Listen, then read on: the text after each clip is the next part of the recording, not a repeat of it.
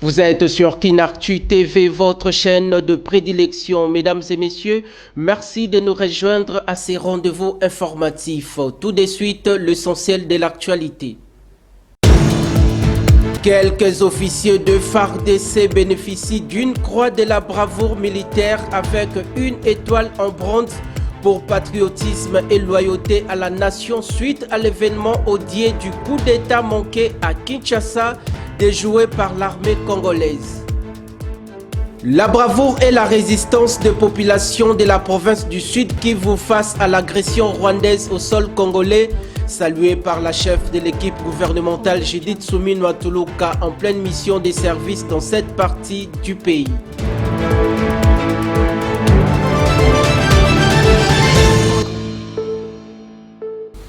Une fois de plus, merci d'être branchés comme annoncé au sommaire. Nous démarrons ce journal par la série d'ordonnances présidentielles présentées à la télévision nationale, instruit et signé par le commandant suprême des forces armées de la République démocratique du Congo, Félix Antoine Tshisekedi Tshilombo, au sein de l'armée congolaise, mise en ordre par la chancellerie des ordres nationaux suite à l'événement odié du coup d'État manqué à Kinshasa déjoué par les forces armées de la République démocratique du Congo. Quelques officiers des FARDC bénéficient d'une croix de la bravoure militaire avec une étoile en bronze pour patriotisme et loyauté à la nation congolaise. Regardez.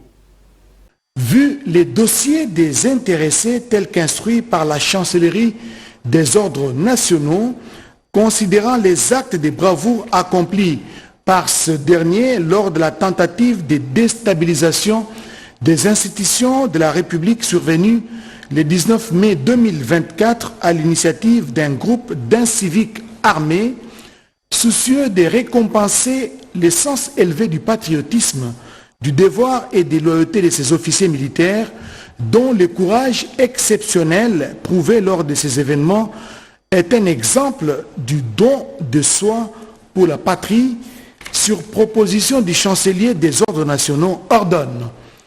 Article 1er. La croix de la bravoure militaire avec une étoile en bronze à 5 branches est décernée aux officiers supérieurs des forces armées de la République démocratique du Congo dont les grades, noms, prénoms et matricules suivent. 1. Colonel Muteteke Mutunda Jim, matricule 1-73-97 19606/65. 2. Lieutenant-colonel Tchalakalambay Dédé, matricule 1-73-97-520-78-42. Article 2. Le chancelier des ordres nationaux est chargé de l'exécution de la présente ordonnance qui sort ses effets à la date de sa signature. Faite à Kinshasa le 20 juin 2024, Félix Antoine Tshisekedi Tshilombo, pour copie certifiée conforme à l'original, le 20 juin 2024, le cabinet du président de la République, Anthony Kinzo Kamole, directeur de cabinet. Poursuivons ce journal par cette information. Le président de l'Assemblée nationale, Vital Kamerhe, a échangé mardi dernier avec un groupe de députés nationaux dans son cabinet de travail. Ces élus du peuple ont au cours de cette rencontre informé au speaker de la Chambre basse du Parlement de la création d'une structure appelée Réseau des jeunes parlementaires de la 4e législature. De son côté, les patrons de cette institution s'est dit heureux de voir que ces slogans rencontrent la vision du chef de l'État, Félix Antoine Tshisekedi Tshilombo. Voici dans cet élément. Le président de l'Assemblée nationale veut imprimer des nouvelles valeurs à la Chambre basse du Parlement. Vital Kamerhe a accepté de soutenir ces jeunes parlementaires qui viennent de créer un nouveau réseau des jeunes parlementaires de la 4e législature. Le travail, l'unité et l'émergence est leur slogan.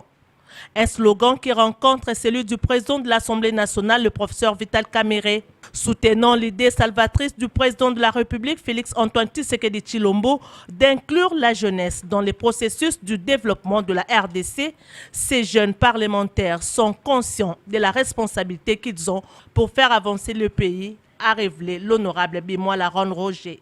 De par cette rencontre, nous avons acté la création de ce réseau.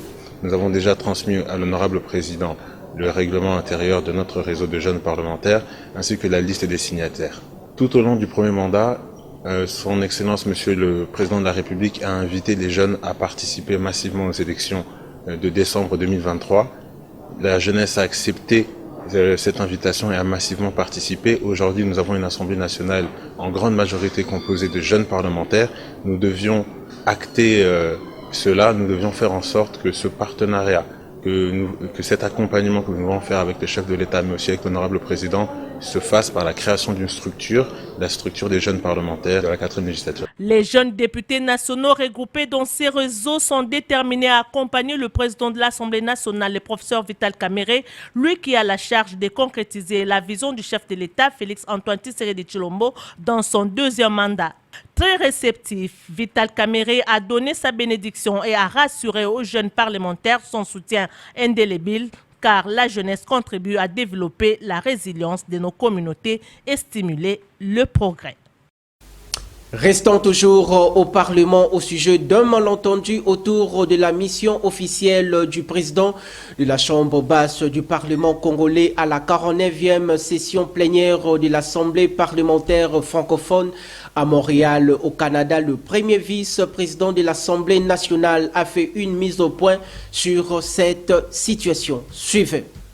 Il convient de noter que nous, en arrivant aux fonctions, comme membre du bureau de l'Assemblée nationale, nous avons trouvé cette mission déjà activée. Parce que la correspondance qui invite le Parlement congolais à l'Assemblée parlementaire de la francophonie, ça date du 1er janvier 2023. Et ça fait pratiquement une année et demie. Cette correspondance avait été adressée au président Mbosso, d'abord comme président du bureau définitif de l'Assemblée nationale, et qu'à l'approche de la manifestation, il n'est plus président du bureau définitif, il est devenu président du bureau provisoire, c'était après les élections, et que l'on sait que les visas du Canada prennent énormément de temps pour les obtenir. Il a dû, comme président du bureau provisoire, organiser ce voyage et que les ordres de mission avaient été signés pour presque l'ensemble de la délégation qui devait partir. Et il s'agit ici de 3 ordres de mission qui avaient été signés. Ce qu'il convient de noter, c'est qu'il ne s'agit pas de la même mission. C'est plusieurs forums qui vont se tenir sur 12 jours au total. Il y a un forum qui fait 3 jours, il y a un forum qui fait 6 jours, ainsi de suite. Donc ce ne sont pas les mêmes personnes qui vont aller à la même activité. Ça, il fallait le noter. Prenons les chapitres consacrés aux activités de la primature en séjour dans la province du Sud Kivu. La première ministre Judith Suminwa Tuluka s'est adressée aux habitants à la place de l'indépendance ce mercredi 26 juin 2024 dans la partie richissime de la République démocratique du Congo. Devant ses habitants, la patronne du gouvernement a abordé la situation vécue par les habitants de la province du Sud Kivu qui ont résisté à toutes les agressions. Registre de la primature, restons-y. La chef de l'équipe gouvernementale, Judith Suminwa Tuluka, a présidé mardi dernier à Bukavu, chef-lieu de la province du Sud Kivu, la cérémonie officielle de la fermeture du bureau de la MONUSCO en présence de la chef des troupes onusiennes en République démocratique du Congo, Bintou Keïta, et différentes personnalités congolaises et des Nations Unies. Retrouvez dans ces reportages. Le désengagement de la mission onusienne en République démocratique du Congo au cœur de la cérémonie officielle de la fermeture de l'ONU dans la province du Sud Kivu ce mardi 25 juin. Accompagnant la première ministre dans cette province, le vice-premier ministre, ministre de l'Intérieur, Jacquemain Chabani, a signé au nom du gouvernement congolais les rapports conjoints sur le désengagement de la MONUSCO au Sud Kivu.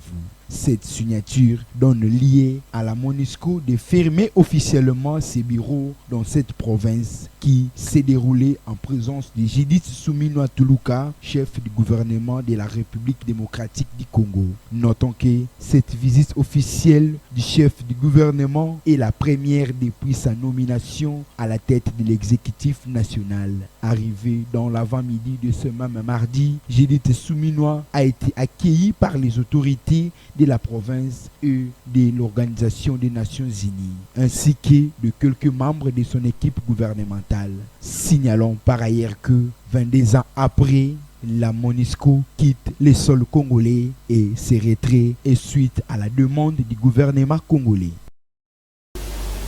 Quel bilan pour la MONUSCO après 2 décennies dans l'Est de la République démocratique du Congo?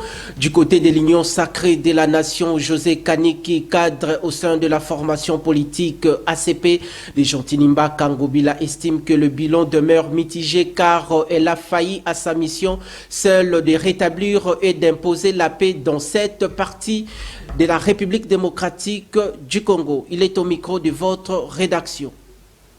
Il était temps, depuis près de 2 décennies, que la MONUSCO atterrit dans notre pays pour une mission, n'est-ce pas, de pouvoir maintenir la paix, de pouvoir imposer la paix, si vous voulez. Au-delà de tout, le bilan a été mitigé parce que les Congolais n'ont pas été d'accord avec la manière de faire de la MONUC déjà à l'époque et plus tard après la MONUSCO. Avec les déclarations incendiaires même de son secrétaire général, M. Antonio Guterres, qui faisait allusion aux armes du M23 et que la MONUSCO était incapable de pouvoir, n'est-ce pas, mettre à nu et même mettre en déroute, n'est-ce pas, les M23, la population n'était pas d'accord et la population a commencé à réagir. Et l'autorité se sentant concerné dans ce qui se passe dans son pays, a prêté oreille non seulement à la population, mais à la réalité du terrain. Et l'autorité, à travers le président de la République, ont eu à parler avec la MONUSCO. Et voilà, aujourd'hui, il y a des engagements, palier par palier, étape par étape, parce qu'il faudrait signaler quand même que la RDC est un pays souverain, mais un pays souverain qui est aussi un pays civilisé. Alors il n'était pas nécessaire de commencer à poursuivre la MONUSCO qui était entre guillemets venu ici dans ces pays pour nous aider, le poursuivre avec des flèches, avec des pierres. Voilà pourquoi l'autorité établie avait considéré qu'il faudrait négocier, parler avec la MONUSCO afin qu'un calendrier soit mis, n'est-ce pas, soit établi pour son débat en toute, n'est-ce pas, civilité. Voilà. Abordons cette fois-ci les questions sécuritaires dans l'Est de la République démocratique du Congo. Le vice-premier ministre en charge de la défense nationale et des anciens combattants, Guy Mwadiamvita, a reçu mardi dernier dans son cabinet de travail les caucus des élus de la province du Nord Kivu. Il était question au cours de ces discussions de faire un plaidoyer sur le danger qui guette le territoire de Walikale en proie des conflits. Suivez.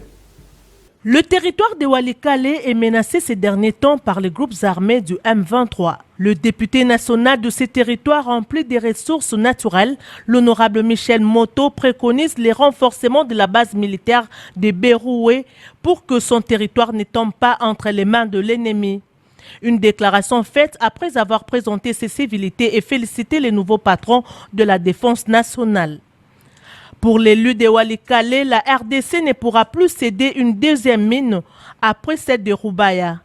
La chute de Walikale pourrait faciliter la prise en tenaille de Kisangani par l'ennemi. Nous avons souligné les dangers que court la province et notamment les territoires de Walikale qui jusqu'ici n'étaient pas menacés mais est maintenant menacé. Et donc nous avons demandé aux forces nationales de défense dirigées par le ministère de la Défense de prendre des précautions afin d'anticiper les choses. Nous ne voudrions pas que les dangers arrivent et qu'on organise des contre-offensives. Il est temps aussi d'anticiper et le ministre a été très à l'écoute, très attentif. Nous saluons son engagement à prendre à bras le corps la question de la réorganisation de nos forces sur terrain. Nous tenons aussi à saluer nos forces de défense, les FARDC, qui font un travail remarquable sur terrain malgré les conditions.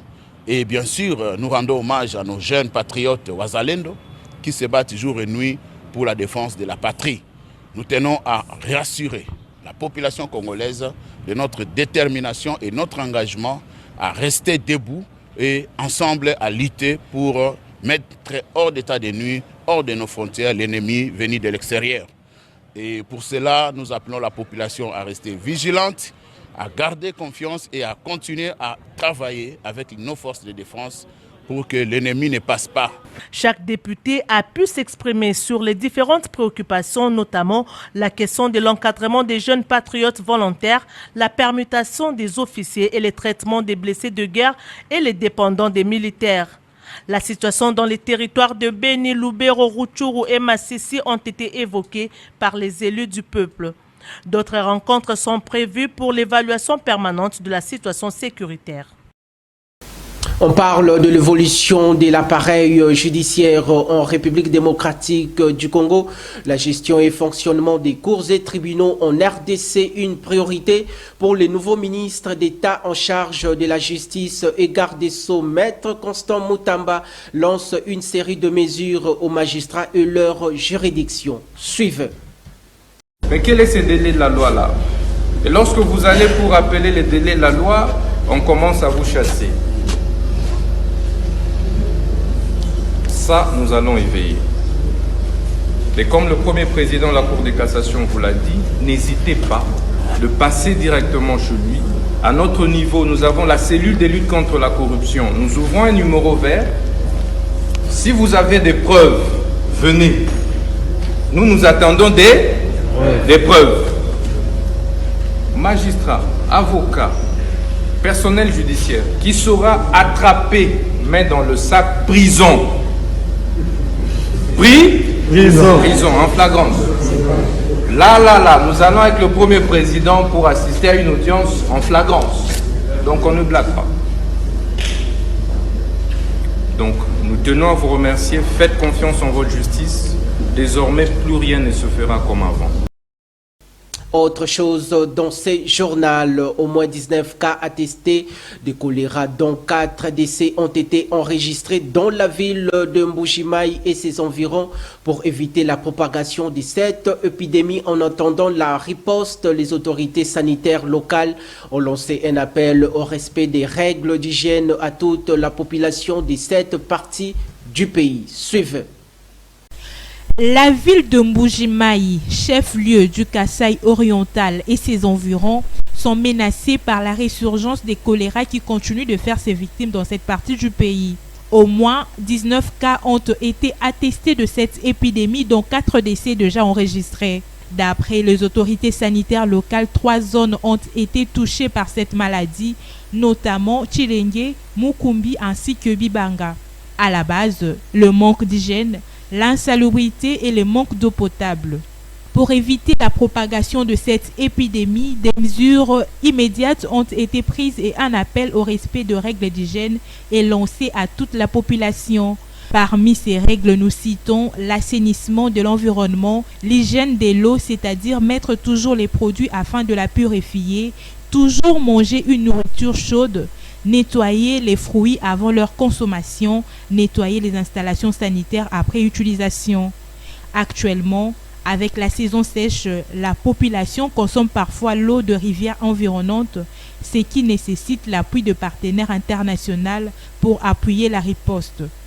Signalons que le choléra est une infection diarrhéique aiguë provoquée par l'ingestion d'aliments ou d'eau contaminée par de bacilles Vibrio cholerae. Ses principaux symptômes sont de diarrhée et une déshydratation.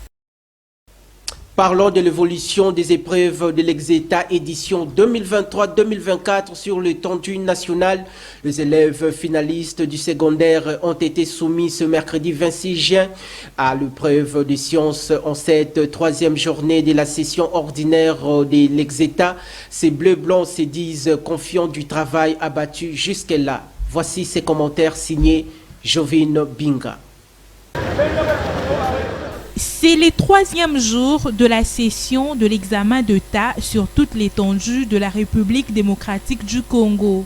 En cette journée réputée chaude pour les Bleus-Blancs, ces élèves de la 4e année des humanités, toutes sections confondues, ont été soumis à l'épreuve des sciences. Il s'agit de la biologie, la mathématique, la physique, l'économie des développements, organisation des entreprises, l'automation, l'électronique pour ne citer que cela. Très confiants du travail abattu jusque-là, ils sont au total 968 304 finalistes, dont plus de 42% des filles et 5 417 candidats des cycles courts classés sur 2960 centres. Notons que l'Exeta comporte des épreuves écrites, orales et pratiques en 2 sessions. Primo, les hors-sessions avec la dissertation, l'épreuve traditionnelle des options techniques, la pratique professionnelle et l'oral de français. Secundo, la session ordinaire avec les épreuves de culture générale, les cours d'options, les sciences et les langues. Débuté lundi dernier, ces épreuves de 4 jours prendra fin ce jeudi 26 juin avec le français et l'anglais. Dossier la gestion de la ville de Kinshasa après Gentini Ngobila pour Younes Mfutu, libre penseur, le nouveau gouverneur de cette ville miroir de la RDC. Daniel Bumba doit relever les défis majeurs, notamment la lutte contre l'insalubrité, l'avancement des travaux de construction des routes ainsi que la lutte contre le banditisme urbain. Il est au micro de votre rédaction. Je crois que le peuple congolais, en particulier, devrait faire confiance à ces tickets de l'Union sacrée que Daniel Bumba, le gouverneur de Kinshasa, et son vice-gouverneur. Au regard des attentes qui sont nombreuses, nous pensons que le gouverneur, il a peur sur la planche, qu'il doit travailler, il doit se mettre au fond au travail pour relever beaucoup de défis qui l'attendent au niveau de la ville et province de Kinshasa, notamment la sécurité, les embouteillages, la montée vertigineuse des transports en commun. Et puis la vie, l'électricité, la vie des Kinois sont vraiment chaotiques. Je crois que le gouverneur doit se mettre rapidement au travail pour relever tous ces défis. Et nous allons lui accompagner. Il a notre soutien indéfectible pour qu'il réussisse dans son mandat. Et voilà, c'est ce que beaucoup plus les Kinois attendent de lui. D'un dossier à un autre, dans les soucis de renforcer les capacités des délégués syndicaux et suppléants au sein de son établissement, l'Institut national de bâtiments et des travaux publics a organisé une session de formation ce mercredi 26 juin à laquelle participe l'Union des syndicats du Congo, une plateforme consciente des enjeux du secteur de l'emploi et du travail, l'un des syndicats élus qui détient d'ailleurs la présidence de l'inter-syndical. Suivez. C'est ce mercredi 26 juin 2024 qu'a débuté la session de formation en faveur de tous les délégués syndicaux de la capitale congolaise organisée par l'intersyndicale de l'Institut national du bâtiment et des travaux publics. Des moments de partage des qualités et de renforcement des capacités, cette session de formation a connu la participation de plusieurs syndicalistes. Subdivisée en 2 moments forts, la première partie de cette formation s'est consacrée essentiellement sur les modules d'un syndicat. C'était une séance de formation au profit de la délégation syndicale de l'UNBTP. Par ça, nous avons comme objectif principal donner la bonne compréhension du syndicat. Vous savez, la compréhension, c'est toujours le pont entre le savoir et l'application. Et on a voulu qu'ils aient une bonne base du savoir syndical qui va les projeter dans une application correcte, puisqu'il y a beaucoup de bévues dans le monde syndical où les uns, par une mauvaise formation, croient qu'ils sont de police de l'employeur. Mais ici, nous voulons que ça soit vraiment une bonne compréhension de ces concepts, afin qu'ils soient dans un partenariat gagnant-gagnant pour que les intérêts socio-professionnels des agents de l'INBTP soient vraiment mis en première place. Après une pause de 20 minutes, c'était le retour avec force de cette formation. La deuxième partie, quant à elle, a porté sur l'historique du mouvement syndical. L'intervenant a appelé les syndicalistes à de bonnes luttes pour mener à bien les conditions de travail de ces derniers en se focalisant sur les respects des temps de travail, l'amélioration des conditions de travail, les respects et bon traitement des travailleurs. C'est pratiquement le baptême dans les valeurs de la lutte. Il faut continuer à lutter toujours et encore pour les travailleurs et les agents en vue de 3 choses. Premièrement, de donner aux travailleurs un bon salaire auquel leur assurer du respect des heures de travail, mais aussi et surtout la considération de la dignité humaine. Rappelons que cette session d'information se poursuit jusqu'au vendredi 28 juin 2024 à l'INBTP. À l'international, au moins 5 morts et une trentaine de blessés dans une manifestation mardi dernier.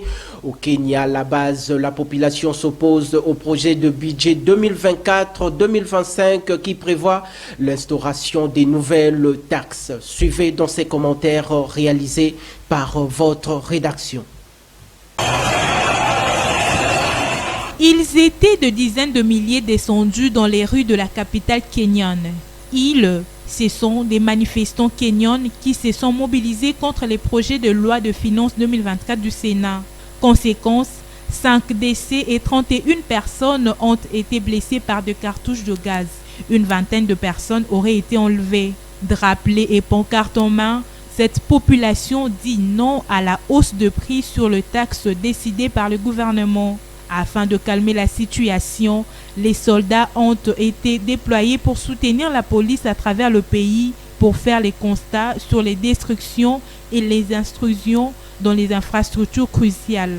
Cependant, quelques heures après que le bâtiment du Parlement ait été incendié, William Ruto, président kenyan, a qualifié cet acte de menace à la sécurité nationale et a promis que de tels troubles ne se produiraient plus quels qu'en soient les prix. Signalons que d'autres manifestations se sont tenues dans plusieurs villes du pays, notamment à Mombasa, à Kisumu, à Eldoret et dans la grande ville de la vallée du Rift. Et dans la rubrique Vertu Santé, parlons des valeurs nutritives. Que savez-vous de maracuja? Complétez votre connaissance à travers ces commentaires réalisés par votre équipe rédactionnelle. Le maracuja, aussi appelé grenadier ou fruit de la passion, est un petit fruit exotique doux et acidulé à la composition nutritionnelle très intéressante.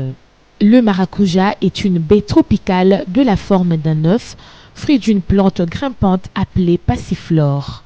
Il existe 2 types de maracuja cultivés aujourd'hui. Le pourpre, qui est aussi le plus courant et le plus savoureux. Il est originaire du Paraguay, du Brésil et du nord de l'Argentine. Le jaune, légèrement plus gros et acide que le pourpre, il viendra qu'à lui de la forêt amazonienne brésilienne.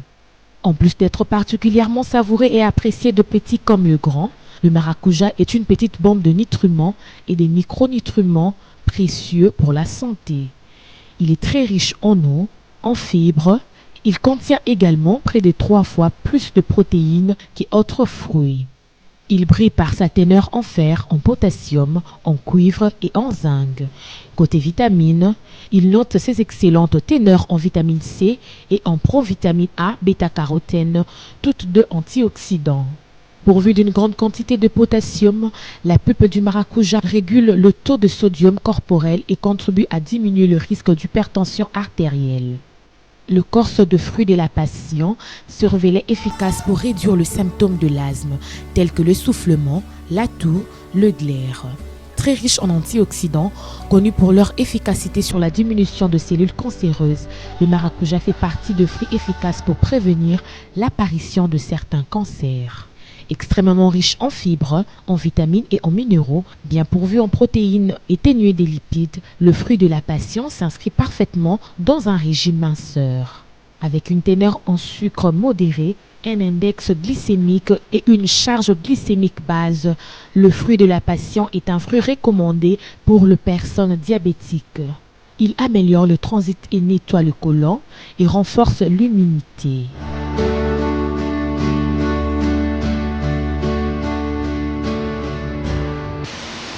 Cette fois-ci, la page météorologique. Madame et messieurs, sachez que demain matin à Kinshasa, vous pourrez profiter du soleil. La température dans la capitale congolaise sera de 21 degrés Celsius.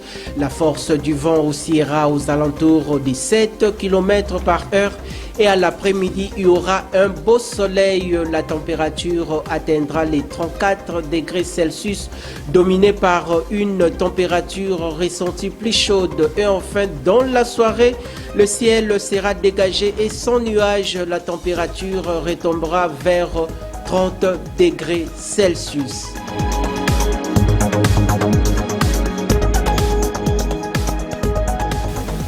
C'est ici que s'achève cette session d'information sur nos antennes. Vous venez à peine de nous rejoindre, place au rappel des titres. Quelques officiers de FARDC bénéficient d'une croix de la bravoure militaire avec une étoile en bronze pour patriotisme et loyauté à la nation suite à l'événement odié du coup d'État manqué à Kinshasa déjoué par l'armée congolaise. La bravoure et la résistance des populations de la province du Sud Kivu face à l'agression rwandaise au sol congolais, saluée par la chef de l'équipe gouvernementale Judith Soumine Matuluka en pleine mission de service dans cette partie du pays.